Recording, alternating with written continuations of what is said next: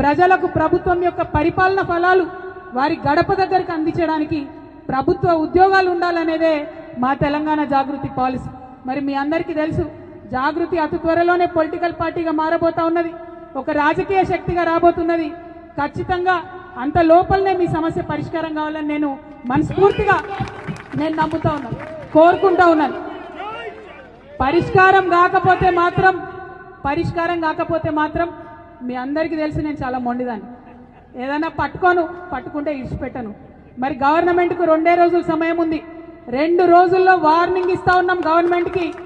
ఈ 2 డేస్లో ఖచ్చితంగా ప్రతి డిపార్ట్మెంట్ నుండి జీవోలు రావాలి.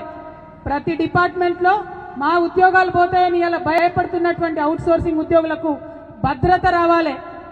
ఫస్ట్ చాయిస్ ఇమీడియట్గా కార్పొరేషన్ అనౌన్స్ చేయండి, అప్పుడు జీవోలు అవసరం ఉండదు. పోనీ కొంత సమయం కావాలంటారా, ఇప్పుడే 2 రోజుల కార్పొరేషన్ చేయలేనంటారా, అన్ని డిపార్ట్మెంట్ల నుండి జీవోలు ఇవ్వండి. 1 నెల తీసుకుంటారా, 15 రోజులు తీసుకుంటారా, తీసుకొని కార్పొరేషన్ ఏర్పాటు చేయండి. డైరెక్ట్గా శాలరీ కార్పొరేషన్ నుంచి రావాలి. దళారులు ఉండకూడదు, మధ్యలో ఏజెన్సీలు ఉండకూడదు, వాళ్ళ కమిషన్ ఉండకూడదు. ఇది మా విధానం. ఇది ఈ రోజు మీ ముందు నేను కమిట్మెంట్ ఇస్తున్నా.